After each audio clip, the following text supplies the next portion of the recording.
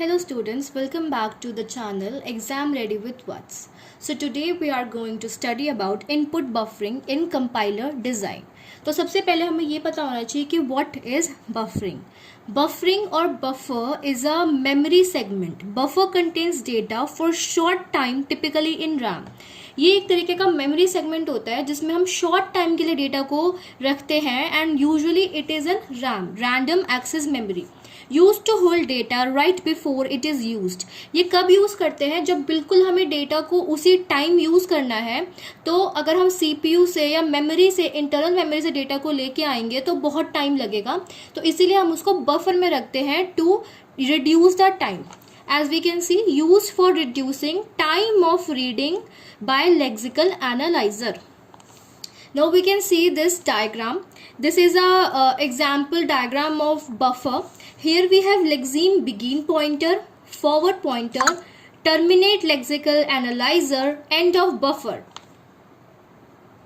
Initially, both pointers points to first character of input string. As we know, जो हमारा ये होता है लेक्सिकल एनालाइजर होता है वो किसी भी कैरेक्टर को byte by byte one character by character read करता है. तो इनिशियली जो हमारे पॉइंटर्स होते हैं this lexeme begin pointer and this forward pointer ये दोनों जो है first character of input string की तरफ पॉइंट करते हैं. Then FP forward pointer moves ahead to search for end of the lexeme. फिर जो हमारा बिगिन पॉइंटर है वो अपनी जगह पे रुका रहता है एंड जो फॉरवर्ड पॉइंटर है वो आगे बढ़ता है सर्च करने के लिए कि हमारा जो लेक्सिम है वो कहाँ पे एंड हो रहा है. ब्लैंक स्पेस इंडिकेट एंड और जहां पे भी उसे ब्लैंक स्पेस मिल जाता है वहां पे उसको लगता है उसको पता चलता है कि हमारा जो लेक्सिम है वो एंड हो चुका है. जैसे कि EOF यहाँ पे हमें ब्लैंक स्पेस मिल गया so this is the end of lexeme. Okay then scan character left to right. अब इसमें क्या है कि जो फॉरवर्ड पॉइंटर है वो कैरेक्टर को स्कैन कैसे करता है. It scan characters from left to right from left to right. Then both are set to next token. और जब एक लेक्सिम पूरा हो जाता है जब हमें एंड ऑफ लेक्सिम मिल जाता है तो फिर वो उसको काउंट करके नेक्स्ट की तरफ बढ़ता है and then both are set to next token. तो नेक्स्ट टोकन को काउंट करने के लिए वो आगे बढ़ जाता है. Then we have two schemes in input buffering. Number one buffer scheme. इसमें क्या होता है only one buffer is use to store input string. सिर्फ एक ही बफर हमारा यूज होता है इनपुट स्ट्रिंग को स्टोर करने के लिए.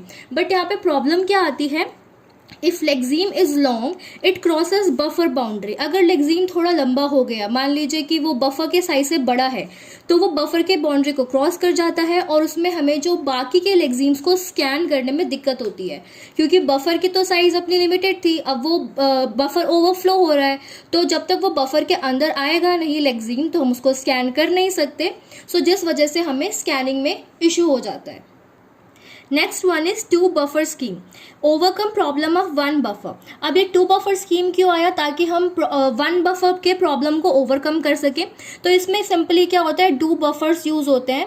तो पहले जो पहला बफर होता है वो फिल होता है फिर जब लेक्सिम अगर बच जाता है कुछ भी तो वो नेक्स्ट बफर में जाके सेव हो जाता है. And EOF is called sentinel. Last में हमारे पास एक पॉइंट है कि EOF जो हमारा EOF टर्मिनेट लेक्सिकल एनालाइजर है that is also called sentinel. This was all about input buffering. I hope you liked the video. Do subscribe, share and comment. If you want any other video, I'm here to help you. Thank you.